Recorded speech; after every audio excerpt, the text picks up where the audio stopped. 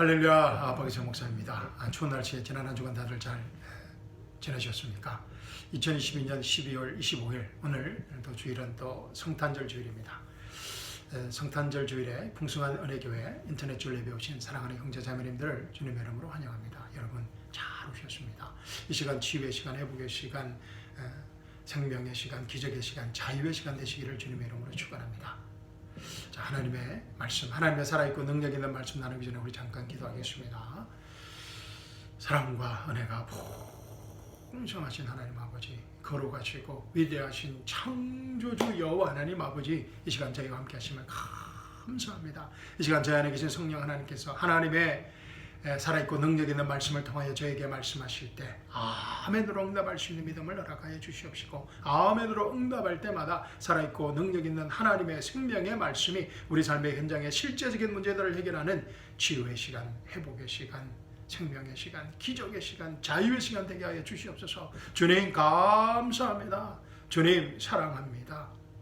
살아계신 우리 주 예수 그리스도의 이름으로 감사하며 기도합니다. 아멘. 사랑하는 성도 여러분, 오늘 주일 아침 저와 함께 나눌 하나님의 말씀은 이사야서 9장 6절과 7절 말씀입니다. 오늘 귀한 본문 말씀을 통하여서 예수님의 탄생의 진정한 의미와 목적이 무엇인지를, 우리에게 예수님의 탄생의 진정한 의미와 목적이 무엇인가를 깨닫는 귀한 생명의 시간 되시기를 주님의 이름으로 축원합니다. 자, 본문 말씀 찾으셔서 제가 봉독해 드리겠습니다. 이사야서 9장 6절 7절 말씀입니다. 이는 우리에게 한 아이가 태어났고 우리에게 한 아들이 주어졌음이니 정부가 그의 어깨 위에 있을 것이요 그의 이름은 경이로운 분이라, 상담자라, 능하신 하나님이라, 영원하신 아버지라, 화평의 통치자라 불리리라. 그의 정부와 화평의 정가함이 다윗의 보좌와 그의 왕국 위에 바르게 세워지고 지금부터 영원까지 공의와 정의로 그것을 굳게 세우는데 끝이 없으리라. 만군의 주의 열승이 이것을 실행하시리라. 아멘. 너무나 귀한 말씀을 주신 하나님께 감사와 찬양을 드립니다. 이 귀한 살아있고 능력 있는 하나님의 생명의 말씀이 우리 각자에게 계시의 말씀으로, 치유의 말씀으로, 회복의 말씀으로, 자유의 말씀으로, 기적의 말씀으로 임하기를 바랍니다. 사랑하는 성도 여러분, 오늘 이 본문 말씀은 이사야서 9장 6절 7절 말씀은 우리에게 너무나 잘 알려진 유명한 말씀입니다. 우리에게 한 아이가 태어났고 우리에게 한 아들을 주셨습니다. 정부가 그의 어깨 위에 있을 것이요 그의 이름은 경이로운 분이라, 상담자라, 능하신 하나님이라, 영원하신 아버지라, 화평의 통치자라 불리리라. 그죠? 오늘 본문 말씀 유명한 말씀입니다. 그런데 또 많은 분들이 또 오늘 본문 말씀을 잘못 이해하는 그런 또 말씀이기도 합니다. 왜냐하면 오늘 본문 말씀에는 예수님의 초림, 예수님의 탄생과 예수님의 재림이 동시에 함께 예언되어 있기 때문입니다. 우리가 구약, 특별히 우리 구약의 선지서들을 이해하는데 아주 중요한 포인트입니다. 예수님의 초림과 재림이 동시에 예언되어 있다는 것입니다. 이사야서도 마찬가지입니다. 오늘 본문 말씀도 마찬가지입니다. 자, 베드로 전서에서 베드로가 이렇게 이 고민을 이렇게 말하고 있습니다. 자, 베드로전서 1장 10절과 12절 보십시오. 이 구원에 관해서는 너희에게 임할 은혜에 관하여 예언한 선지자들이 열심히 조사하고 살펴보던 것이며, 그들 안에 계셨던 그리스도의 영이 그리스도의 고난과 다가올 영광을 미리 증거하실 때, 할렐루야, 그리스도의 영이 선지자들을 통하여서 그리스도의 고난과 다가올 영광을 미리 증거했다는 것입니다. 동시에 함께 증거했다는 것입니다. 그러나 보십시오. 그 영이 무엇을 또 어떤 시기를 지시하는지는 탐구하는 것이니라. 그러나 정확하게 그리스도의 고난과 다가올 영광을 정확하게 알지 못하였다는 것입니다. 본인들이 예언을 하였지만은 그 영이 무엇을 또 어떤 시기를 지시하는지는 탐구하는 것이라는 거죠. 그래서 열심히 탐구했다는 것, 연구했다는 것입니다. 12절 보십시오. 그들이 행한 사역들은 자신들을 위한 것이 아니라 우리를 위한 것임이 그들에게 계시되었고, 이제 우리들에게 사도 베드로 당시에 믿는 자들, 유대인들에게 계시되었다는 것입니다.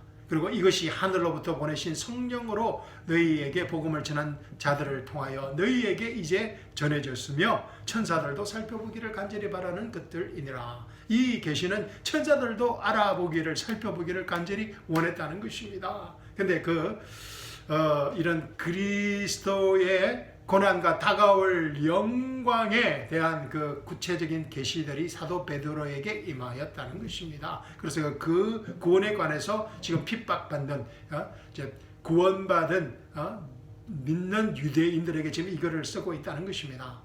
그래서 예수님의 다가올 고난과 또 다가올 영광에 대해서 분명히 알아야 된다는 것입니다. 당시 유대인들에게 주어진 글입니다. 제가 다시 한번 읽어드리겠습니다. 이 구원에 관해서는 너희에게 임할 은혜에 관하여 예언한 선지자들이 열심히 조사하고 살펴보던 것이며 그들 안에 계셨던 그리스도의 영이 그리스도의 고난과 다가올 영광을 미리 전가하실 때 그 영이 무엇을 또 어떤 시기를 지시하는지 탐구하던 것이니라. 그들이 행한 사역들을 자신들을 위한 것이 아니라 우리를 위한 것임이 그들에게 계시되었고 이것이 하늘로부터 보내신 성령으로 너희에게 복음을 전한 자들을 통하여 너희에게 이제 전해졌으며 천사들도 살펴보기를 간절히 바라는 것들이니라. 아멘. 선지자 이사야도 오늘 본문 말씀을 성령의 감동하심으로 예언했지만 2800년 전에 그 2800년 전에 그를 예언하였지만 그 영이 그리스도의 영이 무엇을 말하는지 또 어떤 시기를 지시하는지는 정확히 알 수 없었다라는 것입니다. 지금 오늘 주일 아침 2022년 12월 25일 거의 2800년 후 이 이사야서를 읽는 우리와는 전혀 다른 입장, 전혀 다른 계시를 가지고 있다는 것입니다. 우리는 어떻습니까? 우리는 하나님의 완전한 하나님의 모든 계시 성경 66권을 다 가지고 오늘 주일 아침 이사야서를 읽고 있는 것입니다. 아멘. 사도 베드로와도 다르고 예수님 당시 예수님의 제자들과도 다르고 믿는 유대인들과도 다르다는 것입니다. 그런데 이 사도 베드로에게 하늘로부터 보내신 성령을 통하여 또 당시 예수님을 그리스도요 하나님의 아들로 영접했던 유대인들에게 선지자들이 알기를 원하였던 그리스도의 영이 정확하게 그 계시된 말씀에서 무엇을 말하는지 또 어떤 시기를 말하는지 밝혀졌다는 것입니다. 아멘. 베드로가 핍박받는 유대인들에게 믿는 유대인들에게 이 서신서를 지금 쓰고 있는 이유인 것입니다. 예수님의 재림이 곧 임했다는 메시지이기도 합니다. 그래서 준비하라는 것입니다. 예수님의 고난뿐만 아니라 장차 다가올 영광, 예수님의 재림과 천년 왕국에 대한 소망을 전거하고 있는 것입니다. 그러나 사도 베드로도 정확히 알지 못했던 이 복음의 신비, 이 비밀은 예수 그리스도의 몸의 형성입니다. 사도 바울에게 계시되어졌던 예수 그리스도의 몸의 형성과 예수 그리스도의 몸의 휴거와 부활, 이 예수 그리스도의 몸에 대한 신비의 계시는 이 사도 바울에게만 주어진 계시입니다.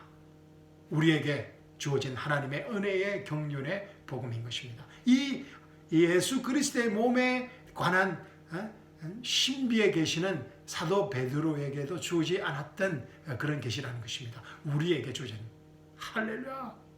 자, 베드로전서 말씀 다시 한번 보시기 바랍니다. 베드로전서 1장 10장 12절 말씀. 자, 그런데 이 실제적인 문제는 이 많은 분들이 이 본문 말씀을 또 성경을 초림과 재림으로 나누어서 읽지 못한다는 이유인 것입니다.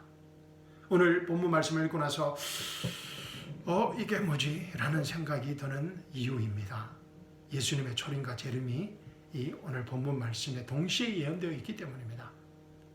그래서 이 예수님의 초림과 재림을 분명히 나누어서 보지 못하면 혼돈하기 쉽고 오해하기 쉬운 말씀이라는 것입니다. 2000년 전 사도들과 당시 믿는 유대인들도 당연히 아마 그렇게 생각했을 것입니다.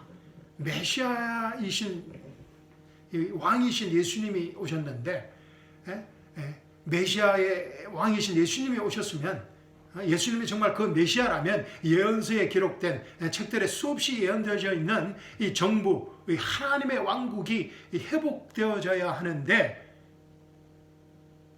왕이신 예수님께서 십자가에서 너무나 처참하게 무기력하게 연약하게 십자가에서 로마인들에 의하여 처형당하신 것입니다.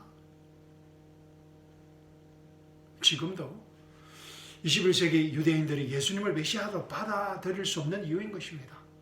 유대인들은 하나님의 왕국을 회복시키실 마이리한 마이리 메시아를, 강한 메시아를, 왕인 그 마이티 메시아를 기다리고 있는 것입니다. 예수님의 초림과 재림 그 중간에 있는 그 예수님의 고난을 보지 못하였고 또 그 중간에 있는 하나님의 은혜의 경륜, 즉 우리가 지금 있는 이 교회 시대를 보지 못하기 때문입니다. 야곱의 고난의 때, 즉 그리스도가 나타날 때 유대인들이 이 적 그리스도를 영광적으로 영접할 이유인 것입니다. 그에 대한 경고의 글들이 바로 요한일서, 이서, 삼서, 베드로전서, 후서, 유다서, 특히 요한계시록, 또 구약의 선지서들인 것입니다. 우리 다 함께 또 이런 글들도 공부할 수 있는 시간이 찾아오기를 주님의 이름으로 기대합니다. 본문 말씀의 이 정부, 하나님의 왕국이 그런데 회복되어지는 때가 언제입니까? 본문 말씀 다시 보십시오. 이는 우리에게 한 아이가 태어났고 우리에게 한 아들이 주어졌으니, 한 아이가 태어났고 그것은 인성입니다. 그죠? 예수님께서도 우리와 똑같은 아기의 모습으로 태어나셨고, 그런데 우리에게 한 아들이 주어졌습니다. 그것은 하나님께서 우리에게 주신 바로 하나님의 아들 그리스도이신 예수님이 있으라는 것입니다. 예수님의 인성과 신성이 다 표현되어 있습니다. 엄청난 계시가 이사야한테 주어진 것입니다. 이는 우리에게 한 아이가 태어났고 우리에게 한 아들이 주어졌으니 정부, government, 하나님의 나라, kingdom of God, 이는 정부가 예수 그리스도의 그 어깨 위에 있을 것이요 그의 이름은 경이로운 분이라, 상담자라, 능하신 하나님이라, 영원하신 아버지라, 화평의 통치자라 불리리라. 아멘. 오늘 설교에서는 이 부분에 대해서는 제가 설명하지 않도록 하겠습니다. 7절 보십시오. 그의 정부와 예수 그리스도 그 왕국이 정부와 화평의 정가함이 다윗의 보좌와 다윗에게 약속하였던 everlasting covenant, 영원한 그 다윗의 언약, 다윗의 보좌와 그의 왕국이 바르게 세워지고 지금부터 영원까지 이 그리스도의 왕국이 공의와 정의로 그것을 굳게 세우는 데 끝이 없으리라. 만군의 주의 열심히 이것을 실행하시리라. 아멘. 하나님의 영원한 언약을 만군의 주이신 여호와 하나님께서 이루시겠다는 약속의 말씀인 것입니다. 아멘. 그래서 언제 이 말씀의 약속이 이루어지는 것입니까? 언제 그의 정부와 화평함이 정감이 다윗의 보좌와 그의 왕국에 바르게 세워지고 지금부터 영원까지 공의와 정의로 그것을 굳게 세우는데 끝이 없으리라. 이 예수 그리스도의 하나님의 왕국, 그 정부가 이루어지는 때가 언제입니까? 베드로가 증거한 것처럼 장차 다가올 영광의 때입니다. 할렐루야. 예수님의 재림의 때입니다. 좀 더 구체적으로 말씀드리면 야곱의 환난을 그치고 예수님의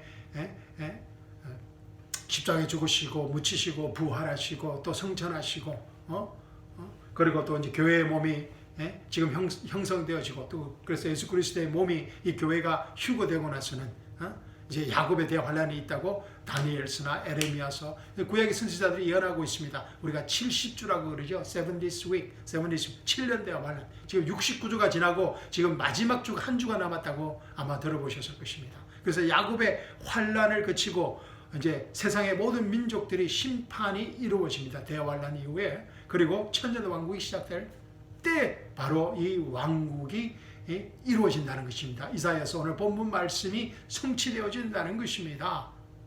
궁극적으로는 새하늘과 새 땅에서 이루어질 영원한 하나님의 왕국이 세워질 때인 것입니다. 요한계시록 21장 또 22장 내용입니다.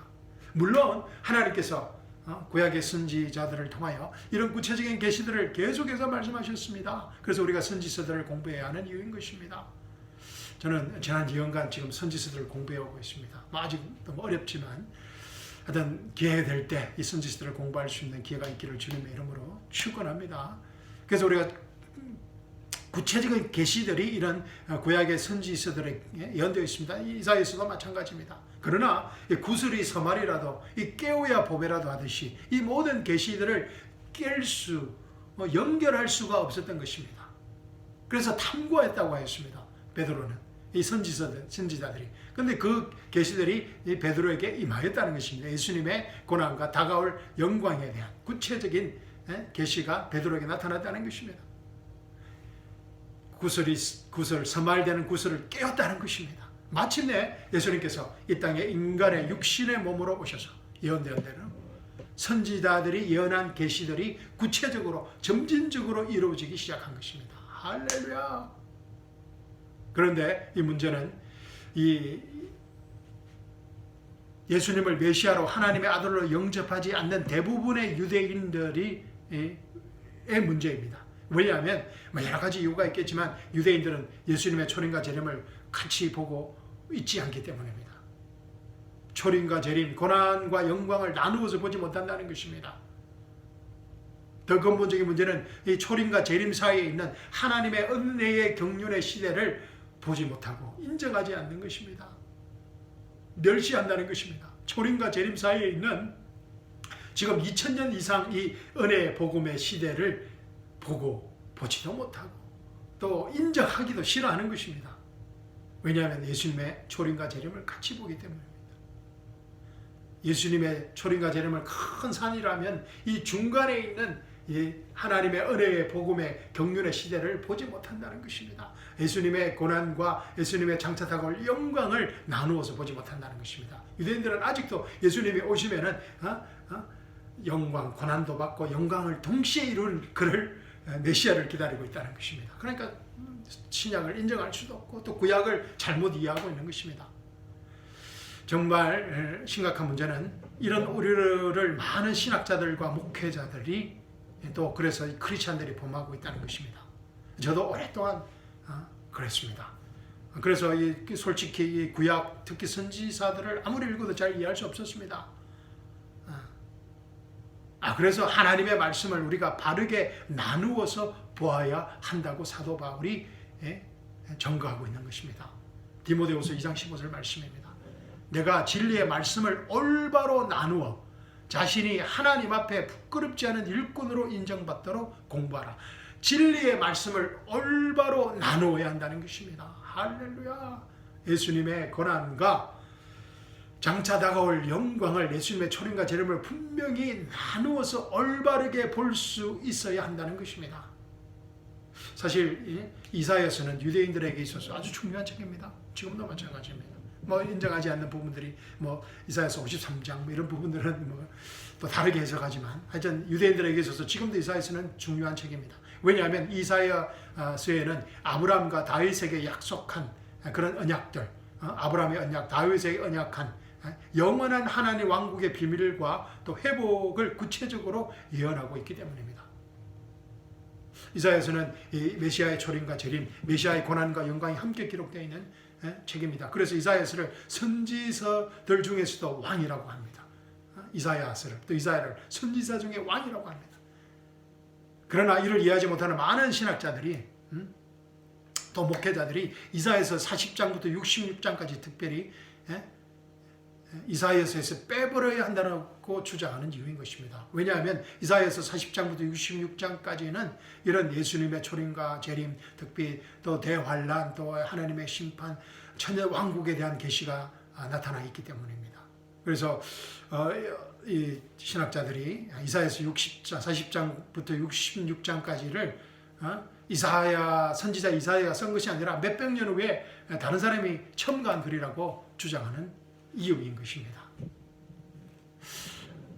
성경을 바르게 나누지 못할 때 일어나는 엄청난 오류인 것입니다. 자, 우리에게 잘 알려진 이사야서 61장 말씀 보십시오. 시간 관계상 61장 1절과 1절부터 3절까지 보겠습니다.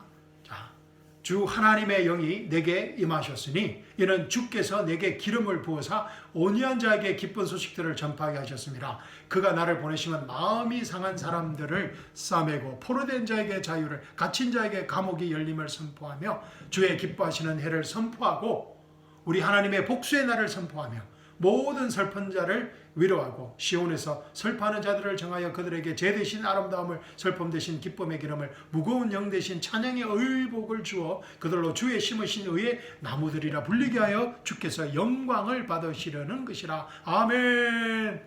이 말씀이 이사야서 61장 말씀이 우리에게 익숙합니다.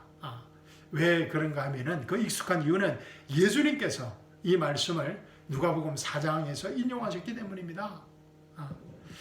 그런데 이 말씀에 아주 재미있는 사실이 있습니다.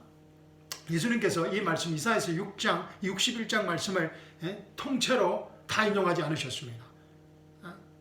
예수님께서 이 말씀을 어느 부분까지 인용하셨습니까? 누가복음 4장 우리 말씀 보겠습니다. 예수님께서 이사야서 61장 1절부터 3절까지 말씀을 인용한 것입니다. 자, 보십시오. 누가복음 4장 16절부터 보겠습니다. 16절부터 20절까지 보겠습니다. 예수께서 성령의 권능으로 갈릴리로 돌아오시니 그의 명성이 온 지방에 두루 퍼지더라. 주께서 그들의 회당에서 가르치시니 모든 사람에게 영광을 받으시더라. 주께서 자라나신 나사렛에 오셔서 자신의 관례에 따라 안식일에 회당에 들어가서 성경을 읽으려고 쓰시더라. 자, 17절부터 더 잘 보십시오. 선지자 이사야의 책을 드리니 그 책을 펴시고 이같이 기록된 부분을 찾으시더라. 이사야서 61장을 찾으셨습니다. 18절입니다. 주의 영이 내게 임하시니 이는 가난한 자들에게 복음을 전하게 하시려고 내게 기름을 부으심이라. 그가 나를 보내셨으니 이는 마음이 상한 자를 치우게 하시며 포로들에게 구원을 선포하고 눈먼 자를 보게 하고 짓밟힌 자들을 해방시켜주고 주의 기뻐하시는 해를 전파하게 하심이라 고 하시고 책을 덮으신 후 그것을 맡은 자에게 다시 주고 앉으시니 회당에 있는 모든 사람이 눈이 그에게로 주목되더라. 예수님께서는 이사야서 61장을 특별히 61장 1절부터 3절까지 말씀 중에서 그 선택적으로 필요하신 부분만 지금 인용하고 계십니다. 그 선택적 기준은 예수님 자신의 초림과 재림으로 정확하게 나누십니다. 자, 잘 보십시오. 18절 보십시오. 20절 보십시오. 주의 기뻐 받으시는 해를 선포하고 해서 예수님께서 멈추시고 이사야서 책을 멈추시고 책을 이사야서를 덮어버리십니다. 우리 하나님의 복수의 날을 선포하며라는 이 말씀 바로 전에 멈추십니다. 이해가 되십니까? 그런데 이 복수의 날이 언제입니까? 자, 이사야서 61장에서는 계속 이사야가 예언하고 있습니다. 주의 기뻐하시는 해를 선포하고 우리 하나님의 복수의 날을 선포하며 모든 슬픈 자를 위로하시고 시온에서 슬퍼한 자들 그들에게 제 대신 아름다움을 선포하실 것이라. 그런데 누가복음 4장에서는 어떻다고요? 18절 보십시오. 주의 영이 내게 임하시니 이는 가난한 자들에게 복음을 전하게 하시려고 내게 기름을 부으심이라. 그가 나를 보내셨으니 이는 마음이 상한 자를 치우게 하시며 포로들에게 구원을 선포하고 눈먼 자를 보게 하고 짓밟힌 자들을 해방시켜주고 주의 기뻐하시는 해를 전파하게 하심이라. 고 여기서 끝마치시고 책을 덮으신다는 것입니다. 우리 하나님의 복수의 날을 선포한다는 말 바로 전에서 끝이신다는 것입니다. 왜냐하면 이 복수의 날이 대환란과 이방 민족들의 심판의 날, 예수님의 재림 때에 일어날 일들이기 때문입니다. 할렐루야! 예수님께서 우리 하나님의 복수의 날을 선포하며라는 말씀 바로 직전에서 멈추시고 책을 덮으신 이유를 이제 아시겠죠. 예수님께서 정확하게 예수님 당시 유대인들에게 필요한 말씀까지 읽고 끊으셨다는 것입니다. 덮으셨다는 것입니다. 왜냐하면 주의 복수의 날은 예수님의 재림 때 일어날 일이기 때문인 것입니다. 아멘. 그러나 이 복음서를 읽어보시면 예수님의 제자들과 또 유대인들은 이 계시를 이해하지 못하고 계속 혼돈하고 있습니다. 하나님의 말씀을 정확히 나누어 볼 수 없었던 것입니다. 결국 예수님을 메시아로 받아들이지 못하고 십자가에 못 박아 버립니다. 유대인들이. 이사야서 61장 2절에 이 콤마가 있습니다. 이 쉼표를 사이에 두고 2000년간의 시간차가 벌어진다는 것을 알 수 없었던 것입니다. 예수님의 초림과 재림 사이에 이 콤마를 사이에 두고 2000년의 하나님의 은혜 경륜의 복음의 시대가 펼쳐진 것을 알지 못한 것입니다.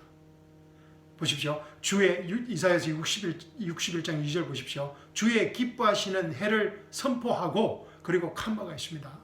우리 하나님의 복수의 날을 선포하며, 이 중간에 2000년 이상의 하나님의 은혜의 경륜의 복음의 시대가 펼쳐지고 있는 것입니다. 그런데 이 개혁 개정에는, 한글 개혁 개정 성경에는 이 칸마가 없습니다. 여호와의 은혜의 해와 우리 하나님의 보복의 날을 선포하며 모든 슬픈 자를 위로하되.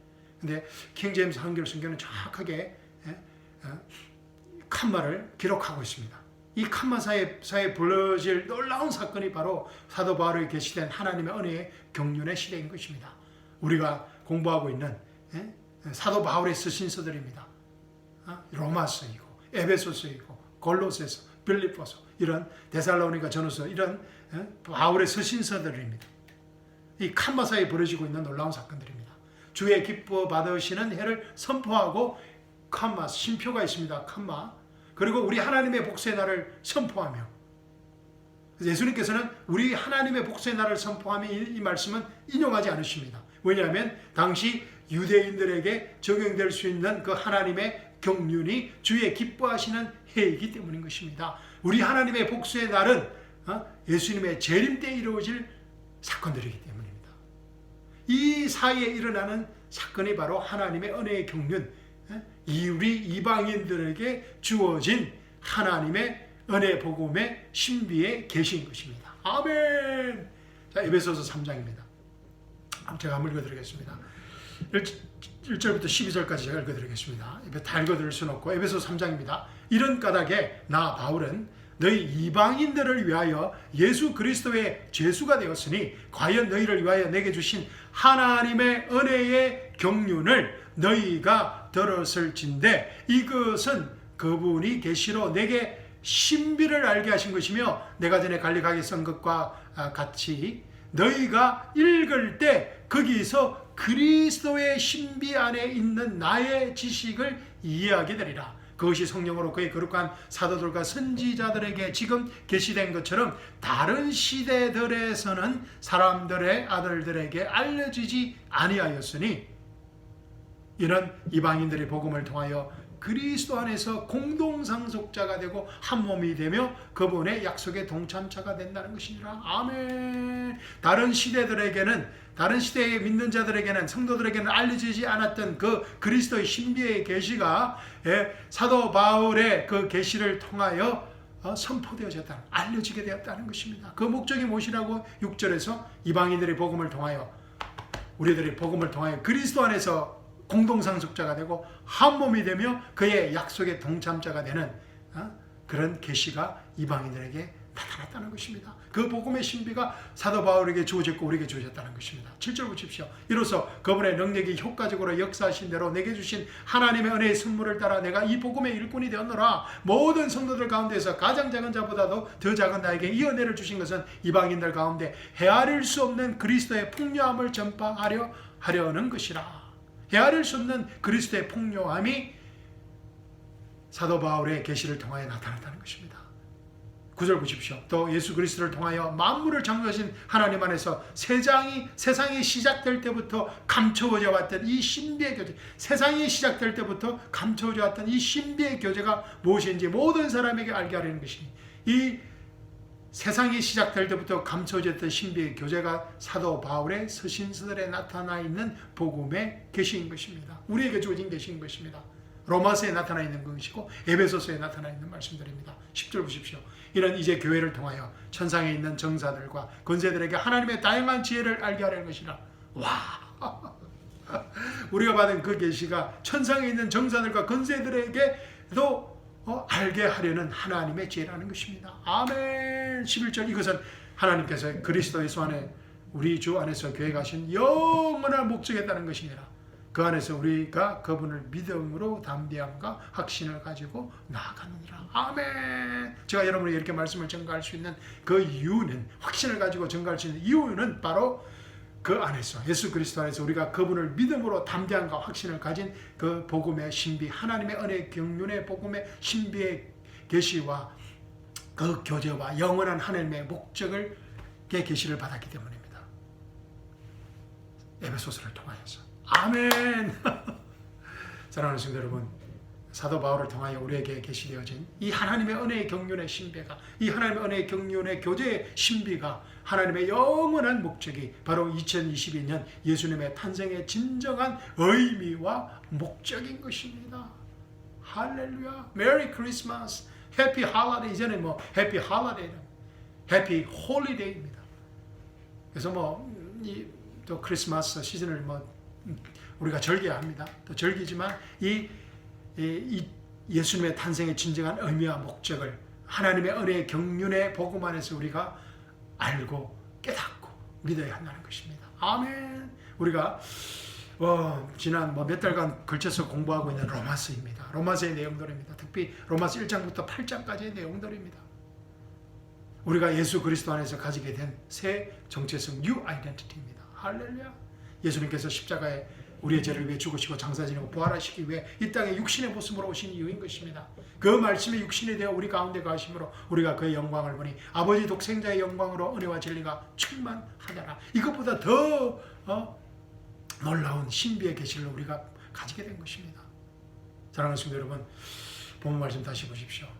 이는 우리에게 한 아이가 태어났고 우리에게 한 아들이 주어졌으니 정부가 그의 어깨 위에 있을 것이요 그의 이름은 경이로우신 분이라 상담자라 능하신 하나님이라 영원하신 아버지라 화평의 통치자라 불리리라. 그의 정부와 화평의 정감이 다윗의 보좌와 그의 왕국 위에 바르게 세워지고 지금부터 영원까지 공의와 정의로 그것을 굳게 세우는데 끝이 없으리라. 만물의 주의 열심히 이것을 실행하시리라. 아멘. 사랑하는 성도 여러분, 이 세상의 문제는, 모든 문제들은 이 정부의 가버먼트의 문제입니다. 그래서 우리가 이 대통령 선거를 하는데 엄청난 비용을 매 4년마다 5년마다 투자하는 것입니다. 정부의 문제입니다. 윤석열 정부, 바이든 정부, 시진핑 정부, 푸틴 정부, 젤레스킨 정부, 그죠? 지난 수천 년 동안 인간은 이 세상의 정부를 통해서 노아 시대 이후 이 세상의 정부를 통해서 이 세상의 문제를 해결하고자 했습니다. 지금도 그렇습니다. 그러나 성경은 분명히 말하고 있습니다. 성경은 분명히 말하고 있습니다. 이 정부의 문제는, 우리 인간들의 문제는, 우리가 현재 겪고 있는 세상의 모든 문제는 하나님의 왕국이, The Kingdom of God, 하나님의 왕국이 이 세상에 세워질 때 완전히 해결된다는 것입니다. 아멘. 그래서 예수님의 탄생이 큰 기쁨의 좋은 소식인 것입니다. 예수님께서 이 정부의 문제를 하나님의 나라의 왕국을 건설하시기 위해, 세우시기 위해 해결하러 오셨기 때문인 것입니다. 아멘. 창세기부터 요한계시록 성경 66권에서 말하고 있는 성경의 핵심적인 내용입니다. 여호와 하나님께서 주신 하나님의 왕국을 창세기 3장에서 아담이 잃어버립니다. 이 왕국이 영원한 하나님의 왕국으로 다시 회복되는 곳이 바로 어디입니까? 성경의 맨 마지막 장인 요한계시록 21장과 22장의 내용입니다. 아멘. 그 중간에 창세기 1장과 요한계시록 22장 그 중간에 예수님의 초림과 재림, 또 그 중간에 예수님의 몸에 형성되는 하나님의 은혜의 경륜의 복음 시대, 우리가 살아가는 그 하나님의 은혜 경륜의 시대, 예수 그리스도의 몸이 형성되는 은혜 복음의 시대, 그리고 예수 그리스도의 몸인 교회의 휴거와 예수 그리스도의 심판석과 대환란과 야곱의 고난과 대환란과 천년 왕국과 백보자의 심판과 새하늘과 새 땅에 영원한 하나님의 왕국이 새하늘과 새 땅에 세워질 것입니다. 아멘. 성경의 내용인 것입니다. 핵심적인 내용입니다. 성경은 태초에 하나님께서 하늘과 땅을 창조하셨느니라고 시작합니다. 그리고 또 내가 새 하늘과 새 땅을 보니 처음 하늘과 처음 땅은 사라지고 바다도 더 이상 있지 아니하더라. 새 하늘과 새 땅의 회복으로 성경은 끝을 맺고 있습니다. 왜냐하면 이 중간에 창세기 1장부터 요한계시록 22장 그 중간에 하늘과 땅의 타락이 있었기 때문인 것입니다. 아멘. 성경의 핵심적인 내용입니다. 우리가 성경 66권을 다 공부하고 바르게 성경을 나누어서 하나님의 경륜에 따라서 읽고 이해해야 하는 이유인 것입니다. 예수님의 탄생은 이 하나님의 경륜을 이루기 위한 하나님의 영원한 목적 중에 한 부분인 것입니다. 아멘. 사랑하는 성도 여러분, 이번 2022년 성탄절은 로마서를 읽으면서 로마서 1장부터 8장까지, 또 시간이 없으신 분은 로마서 5장 1절부터 11절까지라도 읽으면서 2022년의 성탄의 의미와 목적을 새롭게 깨닫는, 하나님의 경륜 안에서 새롭게 깨닫는 생명의 시간, 축복의 시간 되시기를 주님의 이름으로 축원합니다. 자, 오늘 본문 말씀 읽고 설교 마치도록 하겠습니다. 이사야서 9장 6절 7절입니다. 이는 우리에게 한 아이가 태어났고 우리에게 한 아들이 주어졌으니 정부가 그의 어깨 위에 있을 것이요 그의 이름은 경이로운 분이라, 상담자라 능하신 하나님이라, 영원하신 아버지라, 화평의 통치자라 불리리라. 그의 정부와 화평의 정감이 다윗의 보좌와 그의 왕국 위에 바르게 세워지고 지금부터 영원까지 공의와 정의로 그것을 굳게 세우는데 끝이 없으리라. 할렐루야. 만군의 주의 열심히 이것을 실행하시리라. 아멘. 사랑하는 성도 여러분, 이번 한 주간도 로마서 8장 1장부터 8장까지 읽으면서 또 이사야서 61장 또 누가복음 4장 말씀을 비교해 보면서 예수님의 탄생의 진정한 의미와 목적을 깨닫고 우리 자녀들과 이웃들과 친지들에게 전가하는 생명의 한 주간이 되시기를 주님의 이름으로 축원합니다. 22년 성탄절이 여러분의 인생에 있어서 가장 의미 있고 멋있고 아름답고 목적 있는, 의미 있고 목적 있는 성탄절이 되시기를 주님의 이름으로 축원합니다. 아멘. 감사합니다. 사랑합니다. 아멘.